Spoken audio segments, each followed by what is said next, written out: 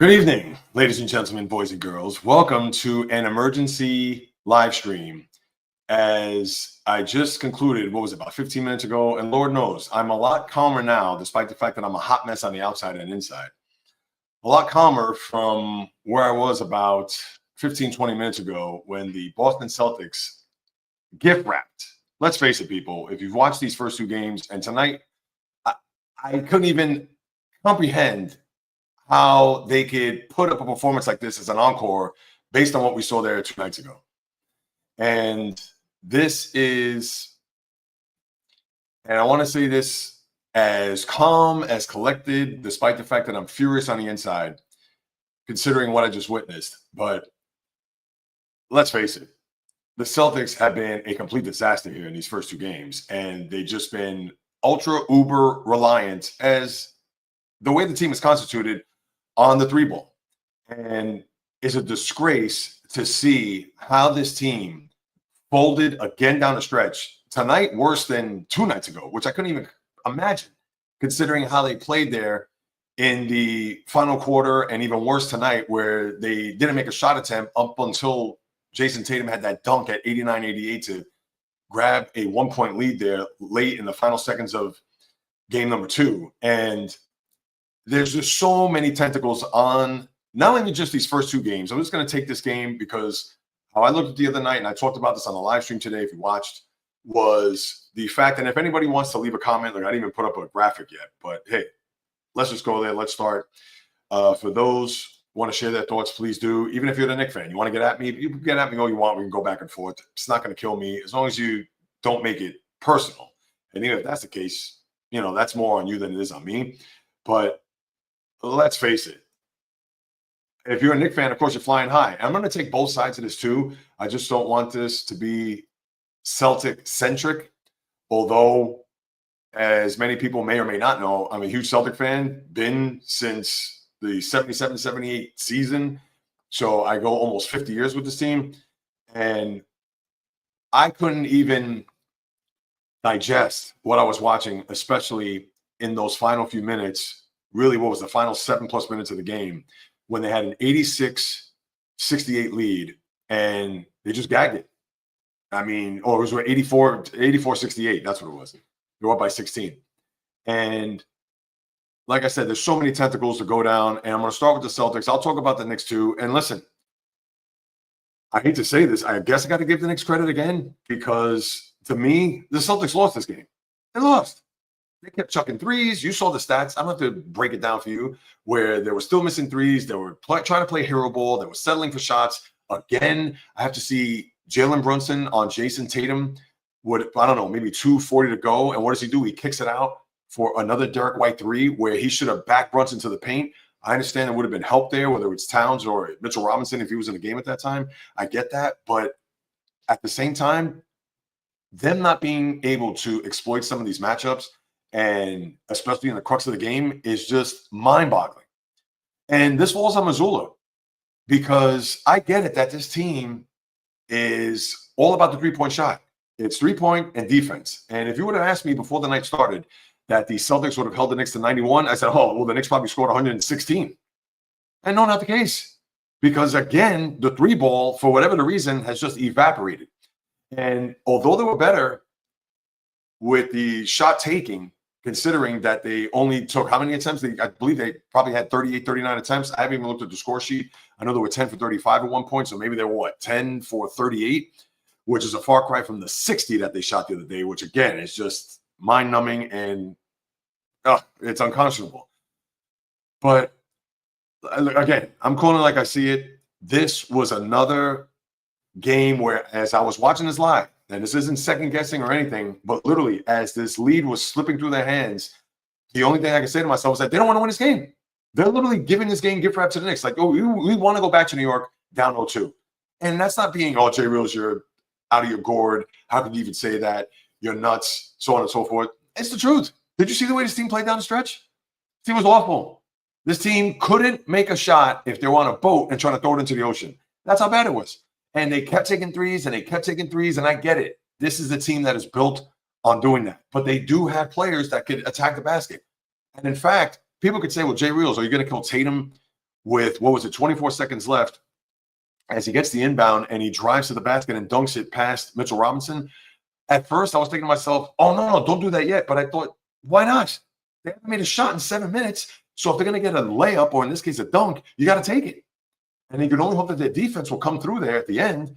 And obviously it didn't, because Jalen Brunson, the guy who is a mosquito, the guy who is always in your face, you try to swat him away, and he's great at drawing fouls. And that is his strength, because we all know, and I'm not saying this to try to throw shade on Jalen Brunson by any means, but I said this before today. I've said it on the podcast. If you've listened on Monday and beyond that, he's a guy that's going to try to draw contact. He's going to try to use head fakes. He's going to try to use guts. He's going to try to use guile.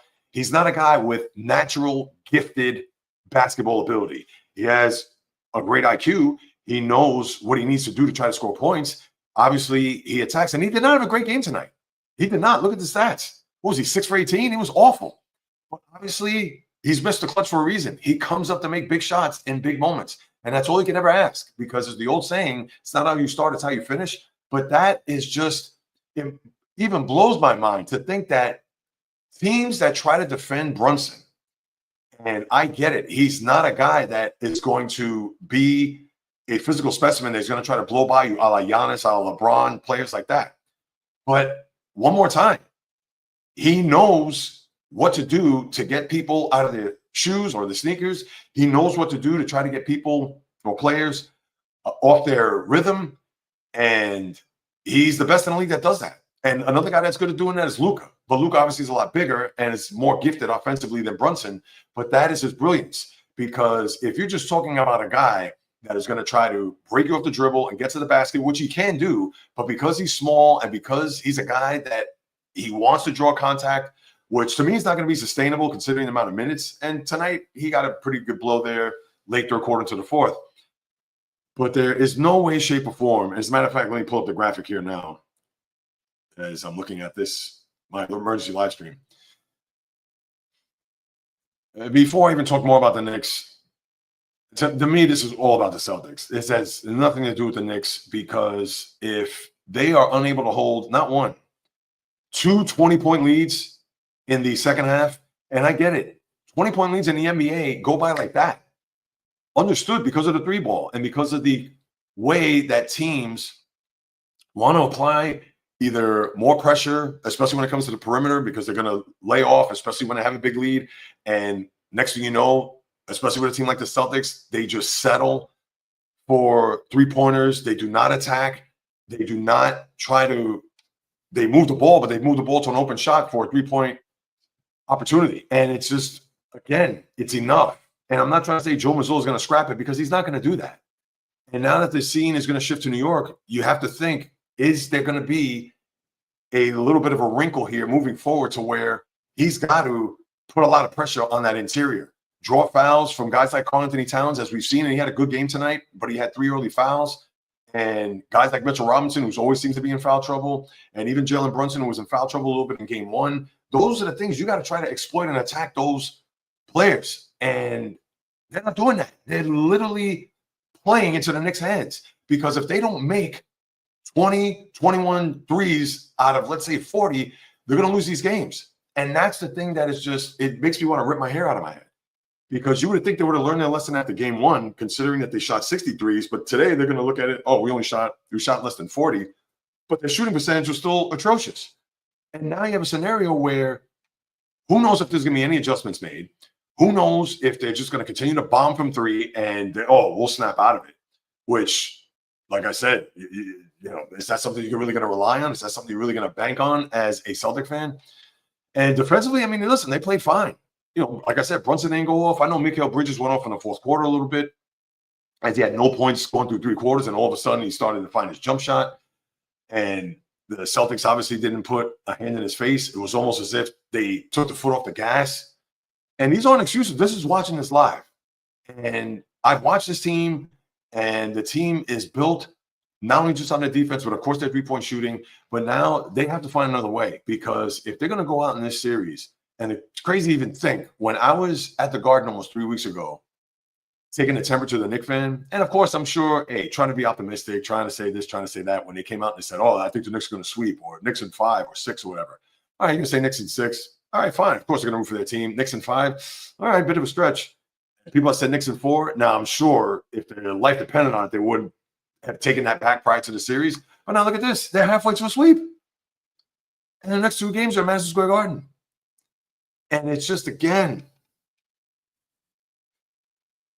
Now, of course, I'm not talking in my normal tone because I pretty much scared my wife into the bedroom and the puppy because I was beyond livid. I was incensed, beyond aggravated in just watching how this team wilted away again in the final minutes. And this is a team, you would think that they never won a championship or never played in big games in their life. Or this was the 2022 team that had a 2-1 series lead against Golden State, and then they couldn't find their way out of it until they lost the final 3 games. And I don't have any answers. I just don't. All I know is that they've been poor shooting. Jason Tatum, 13 points in a game, 13. And the shooting has just been atrocious. Jaylen Brown, where have you been? And I mean, there's nothing more else to say. They have been pathetic here in these 2 games in the second half where they had 20-point leads in their building and they let it slip away. And then now look at what the second round has done here in the NBA. The road teams have won all 6 games to this moment, and now you have Denver OKC playing right this very moment. Who knows? Would you be shocked if OKC loses tonight?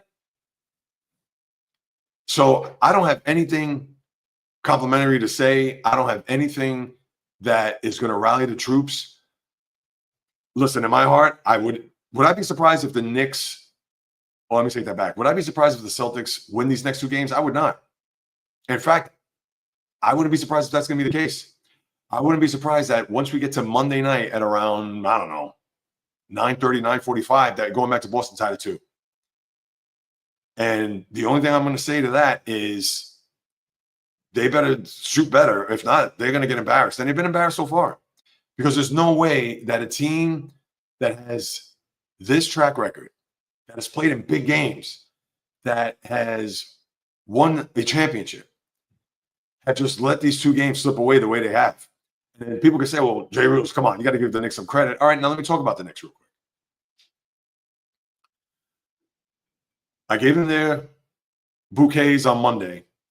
And tonight, listen, they fought, scratched, clawed. But let me tell you something. Any team in the NBA goes as ice cold as they do, of course, teams are going to sniff that out and make a run. Now, of course, people are going to say, well, they had to make shots too. And I get it. They had to make shots. I got some comments there. I'll get to them in a second. And it's a thing where, although the Knicks, yeah, they had to execute too, just because the Celtics missed a million shots in a row, the Knicks also have to make sure that they knock their shots down, free throws, etc. But anytime a team goes in a drought like that, 7 minutes in the fourth quarter when they're up by 20, of course the team's going to get back in the game. And yes, you could say that in that regard, give the Knicks credit for them being able to bounce back, not only come back, tie, take the lead, etc. But, and you feel great. I know the Knicks fans probably puffed up, chest puffed out, etc. But to me, this is more of an indictment on the Celtics more than it is with the Knicks, because just like Monday's game, when they went 15 for 60 and missing 45 threes, a record in an NBA playoff game, I think probably an NBA game all time. If they just made 2 more threes, the game's over. And just like tonight, it's the same song. They lost by 1 point and they lost by 3 on Monday. So you mean to tell me if they knock down 2 more threes, and again, people go look at, oh, Jay Rose, you can't look at it that way, blah, blah, blah. You know, it is what it is. No, I get that, but still, it's not as if the Knicks were in a grudge match down the stretch where it was, 10 lead changes and it was tooth and nail. It became tooth and nail because of the ineptitude of the Celtics shooting, just like it did on Monday night. But tonight was even worse because they went 7.5 minutes without a field goal. Made, that is. Let me see with these comments. I'm curious. I know this was an impromptu. My God, bio. I wouldn't be surprised. No, you know what? Bio, and you know my man. I'll start with your first comment. Well, that's not the first comment. There we go. Yeah, they're in trouble because you would think that they could just snap fingers or they could just go out on the court based on their track record here over the last half dozen years, knowing that they played in a ton of conference finals, 2 NBA finals, winning a championship, that, oh, well, we'll just chalk it up to just a bad shooting night and bad execution. And not only did they miss a lot of shots, but there were a bunch of turnovers. They played tight. I mean, think about this. Think about the last 2 possessions, the overtime on Monday and tonight. They didn't even get a shot off. Mikal Bridges steals a ball from Jaylen Brown in game 1. And then I don't know what Tatum was doing. To me, I'd rather would have taken a 3.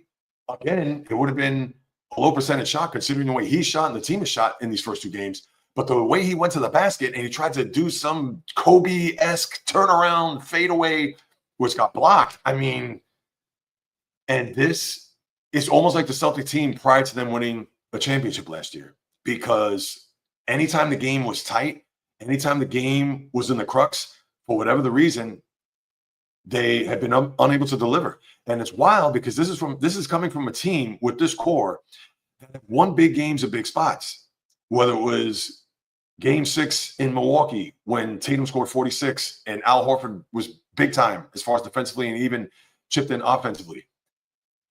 A game 6 in Philly 2 years ago where Tatum shot 1 for 14 in the first 3 quarters and then he made 4 shots, including 3 threes down the stretch. They win that game 6 to go back to Boston, and then they blow out the Sixers in a game 7. And there are a few other games that I could point to where they've stepped up and delivered. How about last year? Game 1 of the Eastern Conference Finals in the corner with Jaylen Brown down by 3, and the ball's in his hands, and Pascal Siakam goes up, doesn't foul him, makes the 3 right in his face. Game goes into overtime, and the Celtics win. So it's not as if this team, despite the fact that down the stretch they've been bad, and especially at home, but it's not as if they haven't played in these big games. I don't get it. It's almost as if I'm watching another team. And I'm not trying to say that they have to shoot the lights out of the ball every game. And as much as I've watched this team and followed and witnessed even what's gone on here in this postseason, look at in the series against Orlando, game 5. They didn't make a 3-point shot in the first half in the clinching game. And it wasn't until Paolo Banchero got into foul trouble when he got his 5th foul early in the 3rd quarter when he was on the bench. That's when the Celtics went off and they made 13 threes the rest of the way. And I'm not trying to make Paolo Banchero out to be Michael Cooper defensively, but I'm despondent. Listen, I can see if the Knicks won by 10. I can see if the Knicks just dominated. I can see if the Knicks just locked down the Celtics. And there's another thing, too, and I mentioned this on a live stream today. I know Tim Legler, who's on ESPN, and I like him. I respect him. I think he's a good basketball analyst. And I know he came out on his podcast today where he said that Joe Mazzulla, you got to switch it up, blah, blah, blah. And you know what? He's right about that. But he said that he's tired of hearing the Celtic fans say, well, this is what we are. We're a 3-point shooting team, so on and so forth. And he was like, nonsense. Or even came out and said, oh, my ass. Tim Legler, do you watch the games? Do you watch? Yes, I understand that we could all think that, you know what, this isn't working. We got to scrap shooting threes based on what happened Monday night. And as this team is literally imploding right in front of our eyes, let's start attacking the basket. Let's start taking advantage of the paint. And even though they did have some opportunities there in the paint, whether it was Jaylen Brown or even Al Horford with a couple of attempts, and they were just bad misses, but still they were over-relying on the 3 and thinking that as long as one goes down, then all of a sudden there's going to be a rain of threes. And guess what? The game's already over and I'm still waiting for them. But the Knicks, listen, they are a team that, of course, they have been gutty, as we all know, led by Brunson. And they are a team that, listen, the Celtics just let them hang around, let them back in. And that's not an excuse. That's not a cop-out. That's just a fact. Because if the Celtics made 2 baskets down the stretch, the game's over. The game's over. And people can say, well, that's how the game doesn't work that way. Or it's not going to be played out that way. How do you know? Well, how do I know? It's because, yes, you saw what the final score was. If they made 2, whether it's from behind the arc or even in the paint, give me 2 or 3 baskets, the game is over. Just like I mentioned Monday night when they went 15 for 60. If they went 17 for 60, the game's over. And again, I don't I do not know what else to say. And even though I know my guy Bio came out and said this, and I wouldn't be surprised either. I would not. Listen, the Knicks will win. I mean, the Celtics will win 4 out of 5 against the Knicks. I mean, come on. So to me, this series, despite the fact that I've had enough watching this team, and they have just been a horror show. I mean, that's all there is to it. They've been an absolute disaster. They can't close these games out. And like I said, it makes you think that this is a team that's never played together on the same floor and never won a championship or never been in big games. I just don't understand it. I really don't. And it's just beyond frustrating, beyond aggravating. And again, and it's not as if I don't want to give the Knicks credit because obviously, hey, they had to make shots, execute, and crawl all the way back. But when you watch what happened and what took place, I mean, the Celtics had no business losing this game, just like they had no business losing Monday. And when you look at a lot of these games, especially in the second round so far, look at the Denver OKC game where OKC was up by 11 with 4:30 to go. Denver had no business winning that game. And don't get me started the game last night with Indiana and Cleveland. Up 7 with 47 seconds to go, and they lose that game where Indiana did that the week before against Milwaukee, and they've done it twice in 1 week.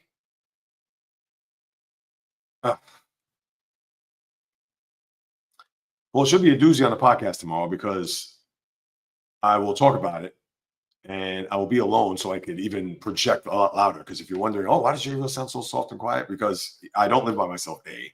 B, I have neighbors, which I'm sure I probably scared the neighbors because they probably think that I'm flying off the handle, and they're probably thinking that they're probably ready to call the cops on me. I wouldn't be surprised to get a knock on the door where they're like, hey, we heard a disturbance, yelling and screaming and cursing and so on and so forth. And all I would do is if that were to be the case and the cops knock on the door and I say, did you watch that Knicks Celtic game? So yeah, the Knicks won. I said, no, I'm a Celtic fan. You would be yelling and screaming too and cursing and everything. So yeah, we got that to talk about tomorrow, among other things. Obviously, let's see what happens tonight with Denver and OKC. I don't even know what the score is. I don't know if right now, obviously, it's the furthest thing from my mind. I'll probably tune in just a little bit, but yeah, I'm over it. I just am. Now, I guess I'll close out with this, and I'll talk more about this on the podcast tomorrow.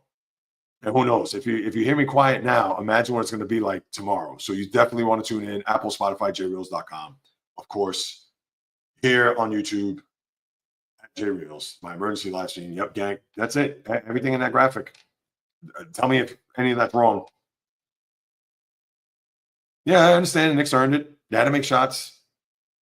If they didn't make shots, if they went ice cold like the Celtics did, the Celtics would have won. And would have backed into a 1-1 series tie. But obviously, that's not the case. And now, I have to sit on this for 48 hours because they're not going to play till 3:30 Saturday afternoon, and the Garden is going to be a hornet's nest. Now, that shouldn't stop the Celtics because, again, it's not as if they've been averse to playing in hostile environments over the years. But these first 2 games have been a complete eyesore and just no way else to put it, an utter abomination. And I wish I could yell and scream a little bit more, but again, I don't live alone. And obviously, I got to be respectful considering, like I said earlier, I chased the wife and the dog into the bedroom.